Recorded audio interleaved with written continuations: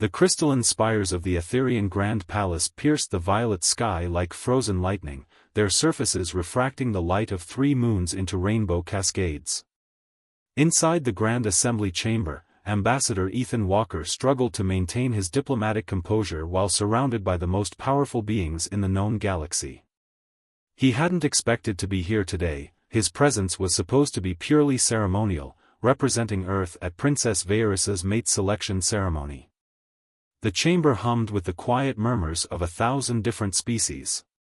Floating platforms carried delegations from every corner of the galaxy, the serpentine Nexians with their iridescent scales, the crystalline luminarans who seemed to pulse with inner light, and dozens of other species Ethan had only read about in briefings. Princess Vaeris stood at the center of it all, her silver-white hair flowing like stardust around her shoulders. Her skin held the characteristic shimmer of the Etherians, as if countless stars had been woven into her very being. But it was her eyes that caught everyone's attention. They shifted colors like auroras, a trait unique even among her own kind. "The time has come," announced High Priestess Neria, her voice resonating through the chamber. "Princess Vaeris will now announce her chosen mate, as guided by the celestial harmonies." Ethan felt sorry for whatever poor soul was about to have their life turned upside down. The Etherian royal mate selection was infamous for its finality. Once chosen, there was no refusing. It was considered the will of the cosmos itself. Princess Vaeris stepped forward, her movements graceful as starlight on water. "I have listened to the song of the stars," she began, her voice carrying a musical quality that all Etherians possessed. "They have guided me to one whose spirit burns with an intensity that matches our own stellar heritage." The chamber grew so quiet that Ethan could hear the subtle hum of the anti-gravity platforms. He took the opportunity to check his datapad, wondering how much longer this ceremony would last. He had reports to file and... "I choose Ethan Walker of Earth." The datapad slipped from his fingers, clattering to the floor in the dead silence that followed. Ethan's head snapped up, certain he had misheard. But Princess Vaeris was looking directly at him, her aurora eyes swirling with blues and purples. "That's impossible." The voice belonged to Lord Thalrix of the Stellar Council, his crystalline form vibrating with indignation. "A human? They're barely space-capable. This violates every tradition we dash." "The choice is made," High Priestess Neria interrupted, her tone brooking no argument. "The celestial harmonies have spoken through Princess Vaeris." Ethan finally found his voice. "There must be some mistake," he called out, aware that every eye in the chamber was now fixed on him. "I'm just a junior ambassador. I don't even know how to dance properly, let alone help rule an empire." A ripple of surprised laughter broke through the tension. Princess Vaeris's lips curved into a subtle smile. "Your honesty is refreshing, Ethan Walker. It is one of many qualities that make you suitable." "But Ethan's protest was cut short as 2 Etherian royal guards materialized beside him, their armor seeming to bend light itself around them. "Please come with us, chosen one of them said, extending a hand that sparkled like diamonds under starlight. As Ethan was escorted to the central platform, his mind raced through everything he knew about Etherian culture, which wasn't nearly enough. He had focused most of his diplomatic studies on the Nexian Empire, never imagining he'd need to understand Etherian royal protocols in depth. Princess Vaeris approached him, close enough now that he could see the subtle patterns that seemed to flow beneath her skin like cosmic currents. "I understand your confusion," she said softly, her voice carrying an undertone that reminded Ethan of wind through crystal chimes. "But the stars do not make mistakes. You possess something our empire desperately needs, though you may not yet realize it yourself." "What I possess is a completely ordinary life that I was quite happy with," Ethan replied, then winced at his own lack of diplomacy. "Your Highness," he added quickly. To his surprise, she laughed, a sound like stellar wind through cosmic strings. "And that is precisely why you were chosen. Your humanity, your ordinariness, as you put it, is exactly what our empire needs to survive the coming storm. Coming storm? Ethan's diplomatic instincts finally kicked in. What exactly have I been chosen for, beyond the obvious? Princess Vayrus's expression grew serious, her eyes swirling with deeper purples. To help prevent the collapse of not just the Etherian Empire, but perhaps the entire galaxy itself.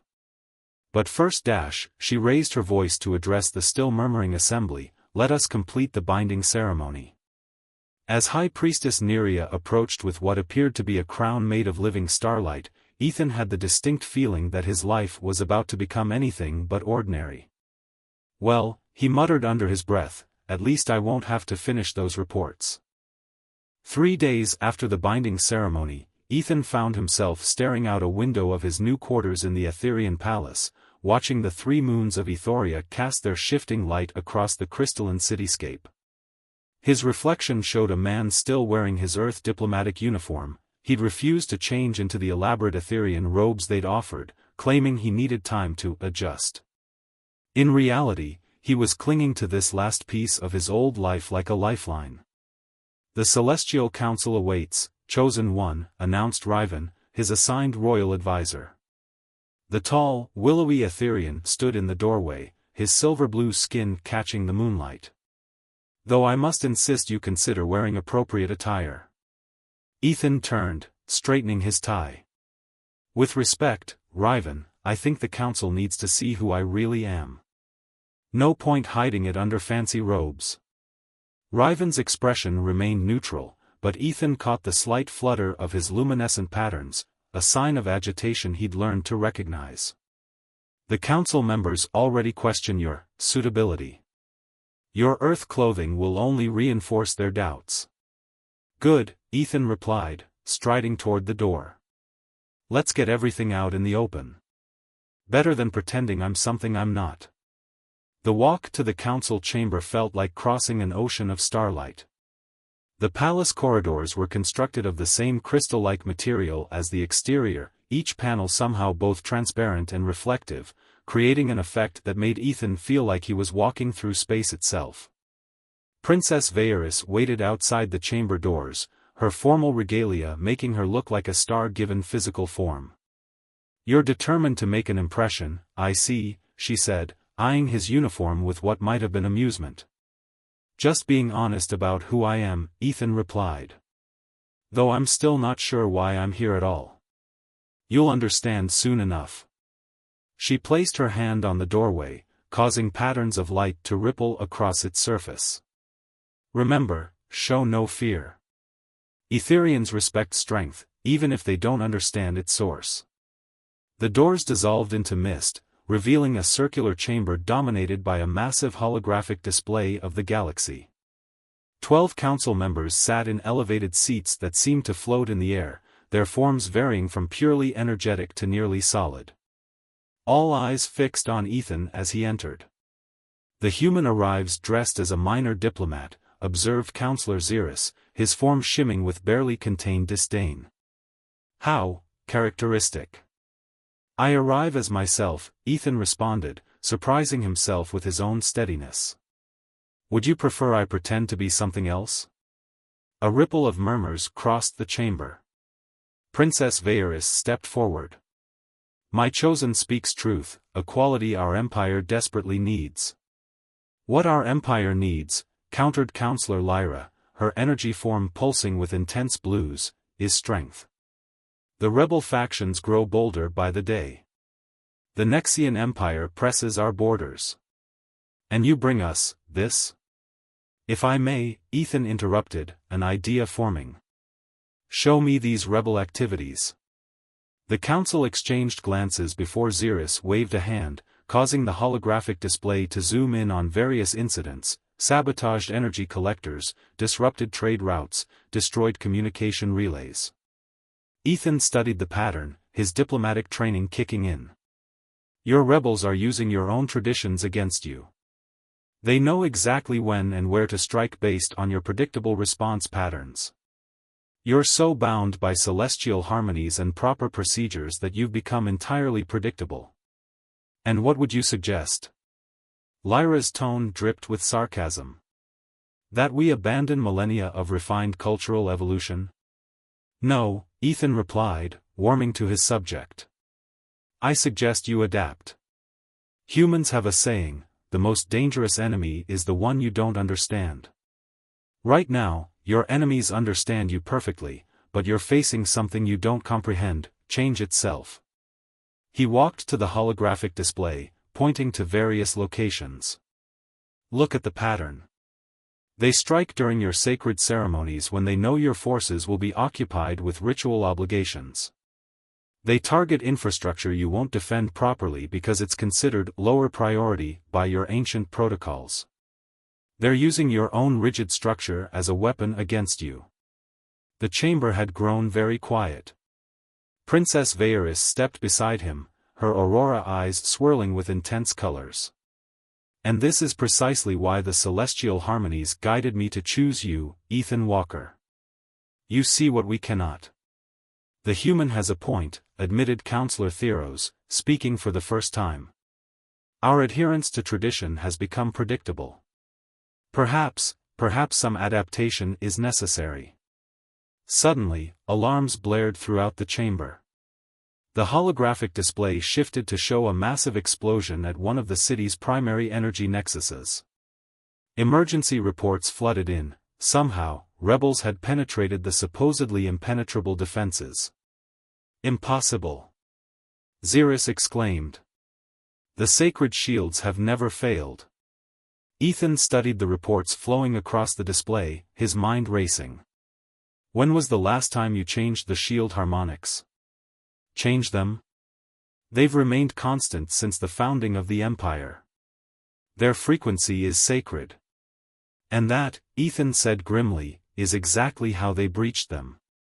They didn't need to overpower your shields, they just needed to match frequencies you haven't changed in thousands of years. He turned to Princess Vaeris. I need command authority over the defense systems. Now. She didn't hesitate. Granted. Working quickly, Ethan began inputting commands into the control interface. On Earth, we learned the hard way that any static defense will eventually be defeated. The key to security is constant adaptation. His fingers flew across the controls as he implemented random frequency shifts in the shield harmonics. The council watched in a mixture of horror and fascination as their sacred shield patterns shifted and morphed in ways they'd never considered possible. But within minutes, the rebel forces found themselves trapped between layers of unpredictable energy fields. Barbarian, Xeris whispered, but there was a note of reluctant admiration in his voice. Effective, Princess Vaeris corrected. And necessary. She turned to address the full council. This is why I chose him. Not despite his humanity, but because of it. We face enemies who have learned to exploit our unchanging nature. Perhaps it's time we learn to change. Ethan stood surrounded by the swirling holographic displays, acutely aware that he'd just violated probably 1,000 years of Etherian traditions. But as he watched the rebel forces being rounded up by rapidly adapting defense systems, he realized that maybe, just maybe, that's exactly what this empire needed. Well, he said, straightening his Earth uniform with a slight smile, I guess those diplomatic crisis management courses weren't a waste of time after all. The secret archives of the Etherian Empire lay deep beneath the crystalline palace, in chambers that pulsed with their own inner light. Ethan followed Princess Vaeris through corridors that seemed to bend reality itself, each step taking them deeper into the heart of their civilization's history. You've proven yourself more valuable than even I anticipated, Vaeris said, her aurora eyes casting shifting patterns on the crystal walls. But there's something you need to know, the real reason you were chosen. Ethan had spent the past week reorganizing the Empire's defense protocols, introducing randomized patterns and adaptive strategies that had already thwarted 3 more rebel attacks. The Council, while still suspicious, had begun to show grudging respect for his innovations. I assumed it was my charming personality, he quipped, then grew serious. Though I've noticed you watching me with an expression that suggests you're waiting for something specific. They reached a doorway that seemed to be made of pure light. Vaeris placed her hand against it, causing ancient symbols to spiral outward from her touch. What do you know of the celestial convergence? Only what's in the diplomatic briefings, Ethan replied. A rare astronomical event where all three of Ethoria's moons align with the sector's primary star. Happens every 1,000 years or so. In 6 months, Vaeris said softly, the next convergence will occur. But this one is different. The doorway dissolved, revealing a chamber filled with floating crystals, each containing what appeared to be living light. Different how? Vaeris approached one of the larger crystals, her movements unusually tense. This convergence aligns not just with our star, but with the galactic core itself. The last time this happened. She waved her hand, and one of the crystals projected an image into the air, a star system being torn apart by forces Ethan couldn't comprehend. The gravitational harmonics, he guessed, remembering fragments of scientific papers he'd read about Etherian technology. Yes. Our entire civilization is built on harnessing the natural harmonics of spacetime. The convergence will create a resonance cascade that could tear apart the fabric of reality itself. She turned to face him, her expression grave. Unless it's properly controlled. And you need my human unpredictability for this somehow? Not exactly. Vaeris gestured, and another crystal activated, projecting ancient text that swirled through the air. There's a prophecy, written by the first high harmonist of our people. It speaks of a time when one born of chaos shall guide the light through darkness, their discord becoming harmony. Ethan stared at the flowing symbols. You think that's me? Born of chaos? Look at your species, Ethan. You thrive on uncertainty. You embrace change. You see patterns in randomness that we can't comprehend. Our scientists have studied Earth's quantum physics theories. You understood the fundamental chaos of reality long before you reached the stars. Before Ethan could respond, alarms blared through the archive. Red light pulsed through the crystals, creating an effect like bleeding stars. Vaeris's hands flew to a control panel that materialized from the wall. The rebels, she hissed. They've breached the inner sanctum. But how? Her eyes widened. There's only one way. We have a traitor on the council. Footsteps echoed through the corridors outside, accompanied by the distinctive hum of Etherian energy weapons. Ethan's mind raced, analyzing the situation with the same adaptability that had served him so well lately. The crystals, he said suddenly. They're quantum storage devices, aren't they? Holding information in superposition? Vaeris nodded. Yes, but And they respond to Etherian energy signatures? Another nod. Then we can use that. You said I see patterns in chaos, well, here's one. Help me activate all of them. Every single crystal. That's madness. The information overload could Trust me, Ethan insisted, already moving to the nearest cluster of crystals. Chaos is what humans do best.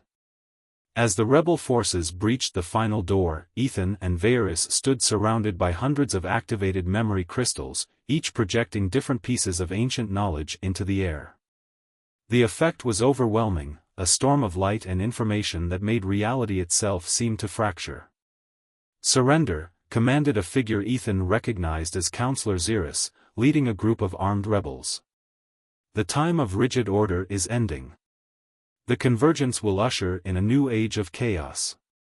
Funny thing about chaos, Ethan replied, remembering his quantum physics classes. It's only chaos until you find the deeper pattern. He pressed his hand against the central control crystal, feeling Vaeris do the same beside him.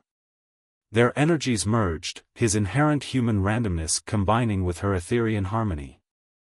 The storm of information around them suddenly shifted, the seemingly random projections aligning into a single, coherent pattern. The rebels staggered as the very fabric of spacetime seemed to ripple around them. Observation affects reality, Ethan continued, the physics lessons clicking into place. You wanted chaos? You just got it, controlled by someone who understands it. The quantum storm collapsed inward, the concentrated information overload shorting out the rebels' energy weapons and disrupting their neural patterns. They collapsed, unconscious but unharmed. How did you know that would work? Varys asked, her aurora eyes wide with wonder. Ethan grinned. I didn't. But humans are really good at making educated guesses. Also, he added, looking at the fallen rebels, I figured if they were willing to risk the archive's security protocols, they probably weren't prepared for someone to activate everything at once. Sometimes the best defense is to do the one thing everyone thinks is too crazy to try. The prophecy was right, Varys said softly. Your chaos really is becoming our harmony. She hesitated, then added, and I find myself appreciating that harmony more than I expected. Ethan felt his face warm slightly at her tone.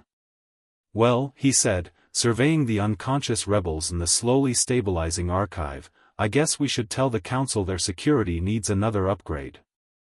And maybe, he added with a meaningful look at Varys, you should tell me more about this convergence we need to handle. Above them, through the crystal ceiling, the three moons of Ethoria continued their slow dance toward alignment, counting down to a moment that would either tear reality apart, or forge it into something entirely new. The war room of the Etherian palace hummed with tension as Ethan studied the holographic display showing rebel movements across the Empire. 2 months had passed since the archive incident, and the situation had only grown more complex. Beside him, Princess Varys's aurora eyes tracked the patterns of insurgent activities with growing concern. They're getting bolder, Ethan observed, pointing to a cluster of attacks near the Empire's quantum harmonics facilities. And more organized. These aren't random strikes anymore, they're following a pattern. A pattern you see but we don't, Varys replied, her hand brushing his as she leaned in to study the display. The contact sent a familiar tingle through his arm, their growing connection had become impossible to ignore, though neither had spoken of it directly. It's like a chess game, Ethan explained. They're positioning pieces, setting up for something big. The question is dash. The door dissolved, revealing High Priestess Neria. Her usually serene face bore signs of distress. The Nexian Empire has sent an ultimatum. They're demanding we hand over control of our outer harmonics arrays, claiming we can no longer be trusted to maintain them. Perfect timing, Ethan muttered. Almost too perfect. Varys caught his meaning immediately. You think the rebels and the Nexians are working together? Think about it. The rebels cause chaos, making the Empire look weak. The Nexians use that as an excuse to seize control of key facilities will need to control the convergence. He manipulated the holographic display, overlaying Nexian fleet movements with rebel attack patterns. See? They're dancing to the same rhythm. Counselor Xerxes escaped custody 3 days ago, Neria added. Our investigations suggest he had help from within the Nexian embassy. Ethan's fingers flew across the control panel, bringing up data from his revised security protocols. The quantum signatures from the prison break, they match frequencies we detected during the archive attack. But there's something else. He isolated a particular energy pattern that pulsed with an odd regularity. Varys leaned closer, her silver-white hair brushing his shoulder. That's impossible. That's a royal security frequency. Only members of the imperial family have access to Dash. Your brother, Neria said quietly. Prince Theron. The temperature in the room seemed to drop. Varys's brother had been absent from court for months, supposedly on a diplomatic mission to the outer colonies. It makes sense, Ethan said gently, watching Varys's face. He was next in line before you chose me. And if the convergence really does have the power to reshape reality, he would see it as his duty to seize that power, Varys finished, her voice tight with pain. To preserve our traditions, even if it means destroying everything we've built. Alarms suddenly blared throughout the palace. The holographic display erupted with red warning signals as defense systems began failing across the capital city. They're using the royal override codes, Vaeris realized, her hands dancing across the control panels. Theron's turning our own defenses against us. Ethan's mind raced. Not all of them. The new adaptive systems I installed, they don't rely on traditional Etherian protocols. They can't be overridden the same way. But they only protect key military installations, Neria pointed out. The civilian areas are still vulnerable to dash. A massive explosion rocked the palace. Through the crystal walls, they could see energy beams lancing through the city's skyline. Nexian warships emerged from hyperspace, their serpentine forms bristling with weapons. We need to evacuate the civilian sectors, Vaeris began, but Ethan caught her arm. No. That's what they're expecting. Remember what I said about chess? He pulled up a diagram of the city's quantum energy grid. They think they know all our moves because they're reading from the traditional Etherian playbook. So let's write a new one. What do you propose? Neria asked. Humans have a saying, the best defense is a good offense. Vaeris, remember how we overloaded the archive's quantum storage? We can do the same thing on a citywide scale. Use their own attack against them. Understanding dawned in Vaeris's Aurora eyes. The civilian power grid, if we reverse the flow of quantum energy. Every attempt to breach our defenses will feed back into their own systems, Ethan finished. But we'll need to coordinate perfectly. One mistake in the harmonic frequencies could tear apart the fabric of spacetime, Neria warned. Just like the convergence itself. Then we better not make any mistakes. Ethan's hands flew across the controls, reconfiguring power distribution networks. Vaeris, I need you to synchronize the quantum harmonics. Neria, warn any loyal forces to switch to the adaptive defense frequencies I'm uploading now.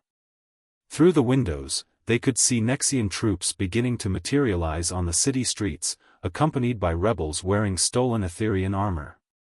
Among them stood a figure that made Vaeris catch her breath, Prince Theron, his silver-white hair and Aurora eyes so similar to his sister's, but his face twisted with zealous determination. Brother, Vaeris whispered, what have you done? What I must, Theron's voice boomed through the city's communication grid. The convergence is too powerful to be guided by human chaos. The old ways must be preserved. The old ways will get everyone killed, Ethan countered, broadcasting on all frequencies. The universe isn't clean and orderly, Theron. It's quantum foam and uncertainty principles. It's chaos and adaptation. That's not just humanity's nature, it's reality's nature. Reality can be controlled, Theron snarled. Bound by proper harmonics and traditional dash. Now! Ethan commanded. Vaeris slammed her hand down on the quantum interface. The entire city's power grid reversed polarity, turning every attack into a feedback loop. Nexian energy weapons overloaded.